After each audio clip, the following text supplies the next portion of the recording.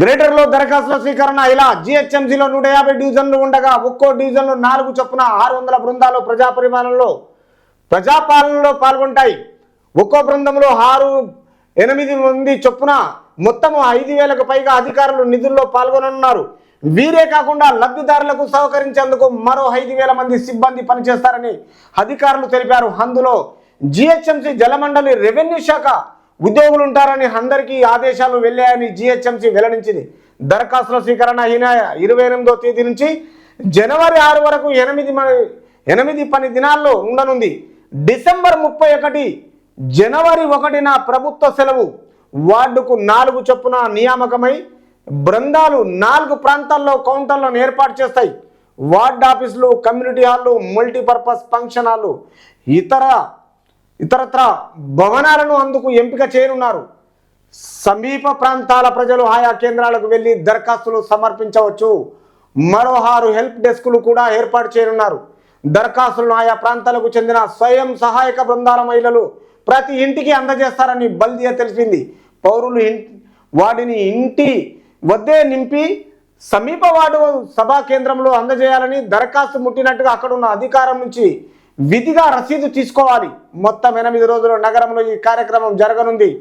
జనాలంతా కౌంటర్ల వద్ద బారులు తీరొద్దని, 6 హామీలకు కలిపి ఒకటే దరఖాస్తు ఉంటుందని అధికారులు తెలిపారు.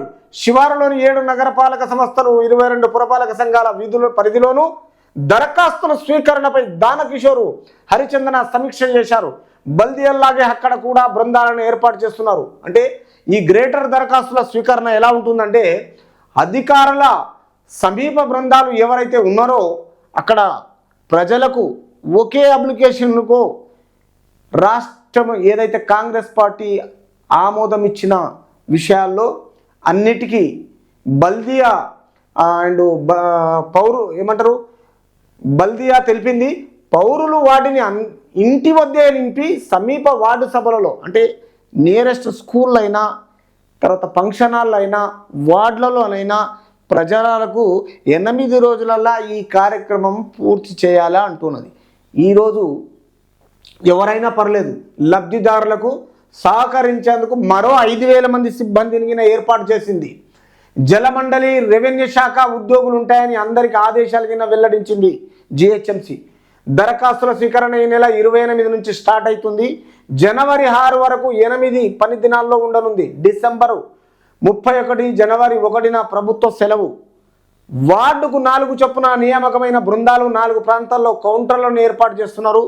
అండ్ వార్డు ఆఫీసులు, కమ్యూనిటీ హాళ్ళు, మల్టీపర్పస్ ఫంక్షన్ హాళ్ళు, ఇవన్నిటి ఇతర భవనాలను ఎంపిక చేసి ఖచ్చితంగా దరఖాస్తులు ప్రాంతాలకు చెందిన అందరికీ బల్దియా తెలిపింది. పౌరులు వాటిని ఇంటి వద్దే నింపి సమీప వార్డు కేంద్రంలో అందజేయాలి.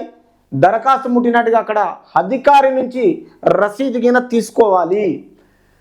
మొత్తం 8 రోజులు ఈ నగరంలో కార్యక్రమం జరగనుంది. జనాలంతా కౌంటర్ల వద్ద బారులు తీరొద్దని, 6 హామీలకు కలిపి ఒకటే దరఖాస్తు ఉంటుందని అధికారులు తెలిపారు. శివారులోని 7 నగరపాలక సంస్థలు, 22 పురపాలక సంఘాల పరిధిలోని దరఖాస్తుల స్వీకరణపై దానకిషోర్, హరిచందన సమీక్ష చేశారు. అంటే అధికారులు ఈ విషయంలో అందరికీ బల్దియాలాగే అక్కడ కూడా బృందాలను ఏర్పాటు చేశారు.